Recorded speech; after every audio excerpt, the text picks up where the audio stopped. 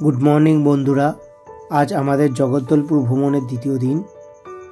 आज 5टी दर्शनीय स्थान घुरे देखब और भिडियोर माध्यमे तुले धरब तार सम्पूर्ण विवरण। आजकेर जार्निटा बेश लम्बा, आप डाउन मिले प्राय 180 किलोमीटर रास्ता, ताई खूब सकाल सकाल यात्रा शुरू करे दिएछि। किछुटा भ्याली पेरिये दुदिके पहाड़ और मध्यखान दिए এই সুন্দর আঁকা বাঁকা পিচকালো রাস্তা, সেই সঙ্গে গাড়িতে বাজছে সুন্দর গান। গানটা বন্ধু শোনানো যাবে না, কিন্তু এই রাস্তার সৌন্দর্য তো দেখানো যায়। এই দেখতে থাকুন। কথায় আছে পথ যদি সুন্দর হয় তো দূর সফরও কাছে লাগে। সত্যি এত সুন্দর রাস্তা দিয়ে যেতে যে খুবই ভালো লাগছে। प्राय 35 किमी रास्ता पेरिए चले एसेছি। আজকে আমাদের প্রথম গন্তব্য বাতিস্তা টেম্পল দেখাবো এবারে। না এখন দাঁড়িয়ে এত পড়ার সময় নেই, তাই আপাতত ভিডিও করে রাখছি, পরে পড়ব। আর্কিওলজি সার্ভে অফ ইন্ডিয়ার পুরো এটা তুলে ধরছি। সাধারণ মানে দেখতে লাগলেও এটা आर्किओलॉजी विभाग द्वारा संरक्षित और केंद्रीय सरकारेर अधीनस्थ एक जगह। तो देखो भेतरे गणपति बाबार मूर्ति।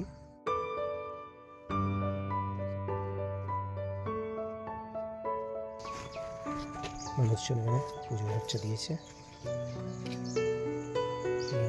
राजार आमलेर गणेश मूर्ति। मूर्तिगुलो अति प्राचीन बोलेई केंद्रीय सरकार रक्षणाबेक्षणের दायित्व নিয়েছে। সঙ্গে মহাদেবের মূর্তি, মহাদেবের শিবলিঙ্গ আছে।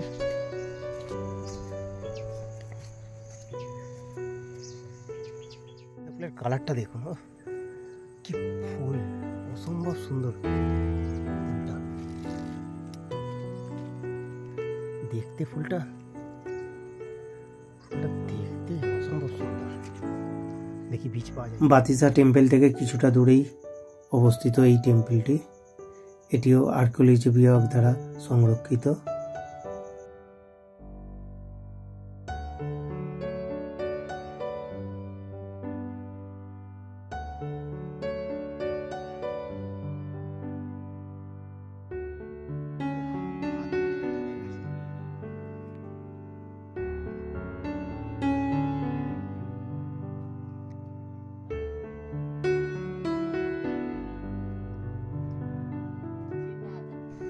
মন্দিরের পিছন থেকে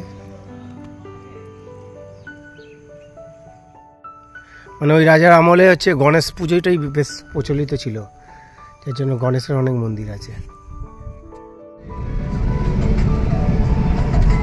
85 কিলোমিটার রাস্তা অতিক্রম করে চলে এসেছি মা দন্তেশ্বরী টেম্পলে। আমাদের গাড়ি প্রবেশ করছে মা দন্তেশ্বরী টেম্পলের পার্কিং লটে।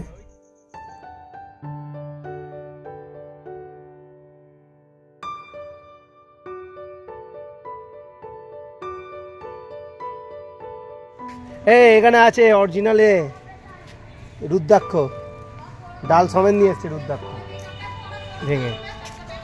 হর হর মহাদেব, মহাদেব বসে আছে। শম্ভুর পরেই বিষ্ণু।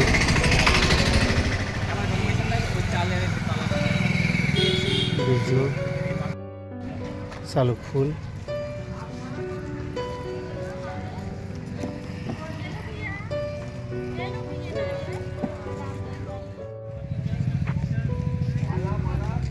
প্রসাদ দিচ্ছে এখানে লাইনে।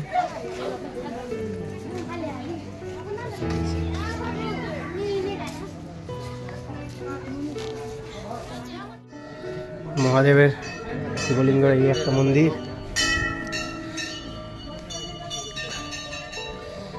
ও এটা মায়ের মন্দির, মায়ের শিলা। আর এদিকে ভৈরব। আর যাব ঢুকবো দন্তেশ্বরী মন্দিরে, মূল মন্দিরে।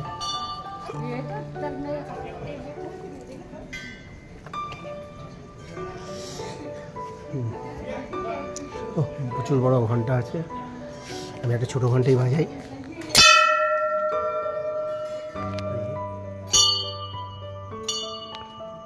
এই দান্তেশ্বরী মন্দিরটি 14 শতকে কাকতীয় রাজবংশ দ্বারা নির্মিত হয়েছিল আর দেবী দান্তেশ্বরীকে উৎসর্গীকৃত।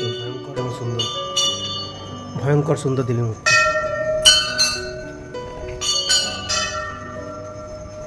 ভেতরে সব মন্দির, রাজারাজের আমলের মন্দির সব।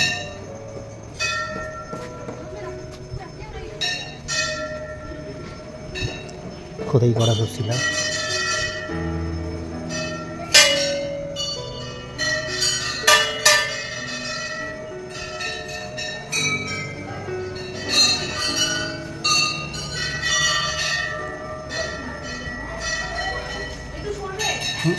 চলে যাচ্ছে।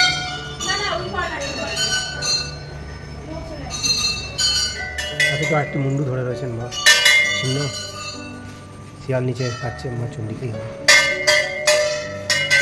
সংযোগের জায়গা। এই মন্দির চত্বরে প্রচুর দেবদেবীর মূর্তি রয়েছে, যা ঘুরে ঘুরে দেখতে আপনার বেশ কিছুটা সময় লাগছে। এটি 51 সতীপীঠের মধ্যে একটি। এখানে দেবী পার্বতীর দাঁত পড়েছিল বলে বিশ্বাস করা হয়। দেখাবো মা দন্তেশ্বরীর মূর্তিটি। এই যে এটি হচ্ছে মা দন্তেশ্বরীর মূর্তি।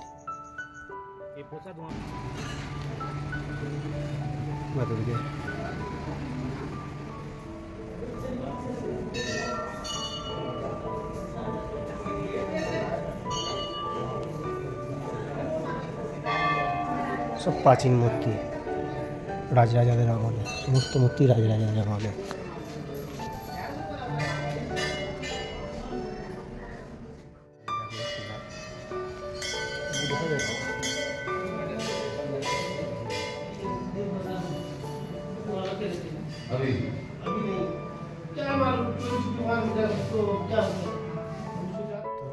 এত সব যোগ্য কুণ্ড আছে, যোগ্য হয়।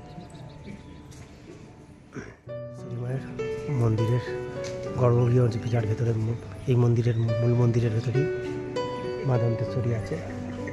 আর মা দন্তেশ্বরীর নামেই ছত্তিশগড়ের এই জায়গাটার নাম হয়েছে দান্তেওয়াড়া। জয় ভৈরব বাবা। মায়ের পেছন দিকেই, মন্দিরের পেছন দিকে অবস্থান করছে বলে নাম দেওয়া হয়েছে উল্টা ভৈরব। এ হচ্ছে মায়ের ভৈরব, 51 সতীপীঠের ভৈরব। যদিও মন্দিরটা খুব একটা ভৈরবের বড়সড় নয়। প্রত্যেকটি সতীপীঠের বৈশিষ্ট্যই হলো যে সঙ্গে মায়ের পাহাড়ধার হিসেবে ভৈরব থাকবে।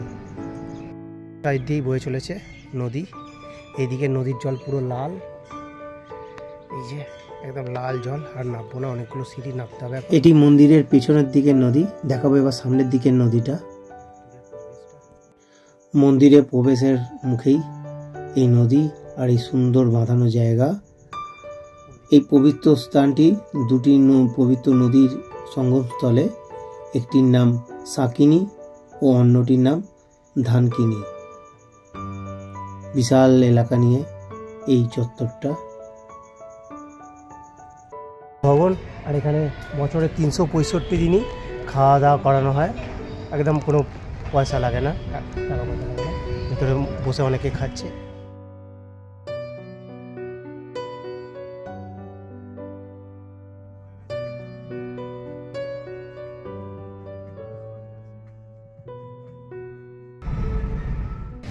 पकड़े जाने पर 1000 रुपया फाइन।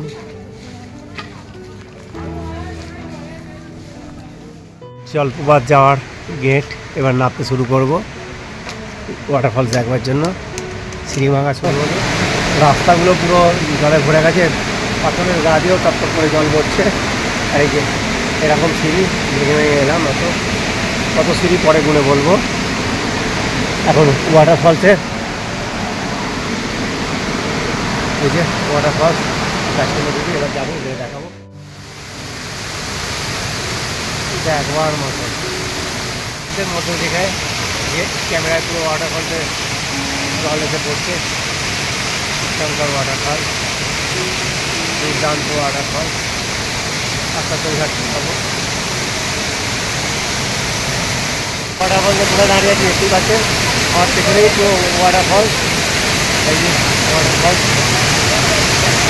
পুরোটা ওয়াটারফল, শঙ্কর ওয়াটারফল।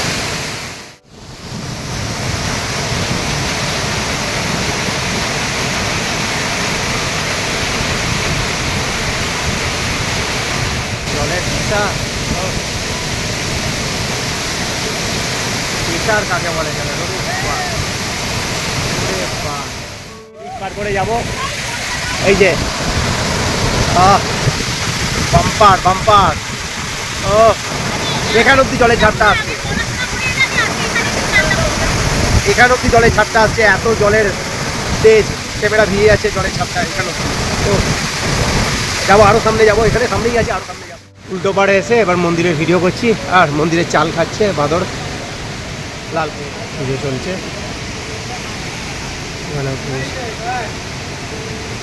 ওদিকেও গণপতি বাবার পুজো হচ্ছে।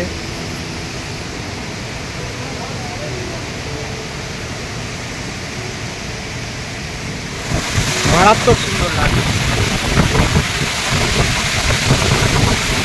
ক্যামেরা মুড়ছি, আবার ক্যামেরা ঝাপটা করে দিচ্ছি, এত ব্যাপার আসছে, এত ব্যাপার। আবার মুভমেন্ট পুরো ক্যামেরা, একটা সাইড পাহাড়ে ঢাকা পড়ে যাচ্ছিল বলে দেখা যাচ্ছিল না, একটা সাইডে জল এই দিকে এসে পড়ছে, এই যে পুরো জলটা এসে পড়ছে এই সাইডে, আবার প্রচুর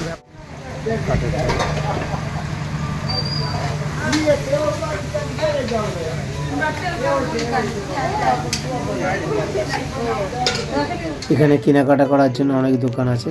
এটা একটি হস্তশিল্পের দোকান, এরকম অনেক দোকান আছে।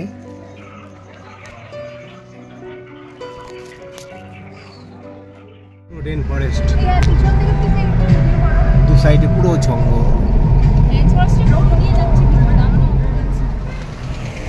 আর ওইদিকে कांगड़ा वैली नेशनल पार्क, देखिए की बोलছে। एक 1 नवंबर से खुलेगा। हाँ 1 नवंबर से, अगले महीने में खुलेगा। वो बोर्ड में लिखा है लेकिन मिट गया बारिश का। क्या मिलता है अंदर देखने में? 3 स्पॉट दिखाएंगे मैम, डियर पार्क दिखाएंगे और कुटुमसर गुफा और छोटा वाटरफॉल है। 6 आदमी का जीप पड़ेगा। हाँ 6 आदमी में से 2400 रुपये पड़ेगा। 1 नवंबर से चालू होगा। हाँ, और बंद रहता है जून की महीने से क्या? हाँ 15 जून तक खुला रहता है। ठीक है, 15 जून के बाद दोबारा जब आएंगे तो ठंडे के मौसम में आएंगे, सर्दी के मौसम में आएंगे।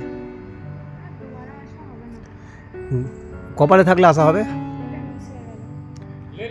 हाँ वो फोटो थोड़ा वीडियो ले लेते हैं और क्या करें। ফরেস্টে আমাদের জঙ্গল সাফারি 6 জনই ছিলাম, কিন্তু তারপরেও করা হয়ে উঠলো না। পুরো ডেন ফরেস্ট। হ্যাঁ কিছু গাছ পড়ে যাওয়ার জন্য একটু সূর্যের আলো ঢুকছে, আর সেটাও ঢুকতো না। চলো বেরোই যাই, থ্যাংক ইউ বলে দিয়েছে। ক্লোজ একদম, মনে হবে যেন এটি। হ্যাঁ কাঙ্গের ভ্যালি ন্যাশনাল পার্ক। রাফটিংয়েরও ব্যবস্থা আছে, যদিও আমরা রাফটিংয়ের কাজে আর যাচ্ছি না। এখানে রাফটিং আছে। সাফারি করতে হলো না বলে 4:15 ইতিমধ্যে পৌঁছে গেছি। এখন 1 নভেম্বরের পরে হলে সাফারিটা আর কেপটাও হতো। যাক আমাদের প্রোগ্রাম শেষ, কাল সকালে এবারে বাড়ি ফেরার ট্রেন ধরবো। এবারে একটু সূর্য ওঠা দেখবো, আর্লি মর্নিং ট্রেন ধরেছি। বন্ধুরা ফেরার এই ট্রেন সফরটা একটু না দিয়েই পারলাম না, কারণ ভারতীয় রেলের অন্যতম একটি কোঙ্কণ রেলওয়ে, এই দুদিকে ভ্যালি আর কিছুটা দূরে পাহাড়, আর একটা পাহাড়ের মাথা দিয়ে এই ট্রেন চলছে সর্বক্ষণ। আর রাস্তার সৌন্দর্য অসাধারণ, ভাষায় বোঝানো যাবে না, এতটাই সুন্দর লাগবে। যারা কাশ্মীরে গেছেন তারা কিছুটা কাশ্মীর ভ্যালির সঙ্গে এর তুলনা করতে পারেন। প্রচণ্ড সুন্দর এই যাত্রাপথ। বন্ধুরা হোটেলের খরচ আগের ভিডিওতে বলে দিয়েছি, এই ভিডিওতে বলছি। প্রথম দিনে আমাদের গাড়ি ভাড়া পড়েছিল 3500 টাকা, আর দ্বিতীয় দিনে গাড়ি ভাড়া পড়লো 4500 টাকা। আর হাওড়া টু হাওড়া এই সফরে আমার খরচ পড়েছিল 5500 টাকা।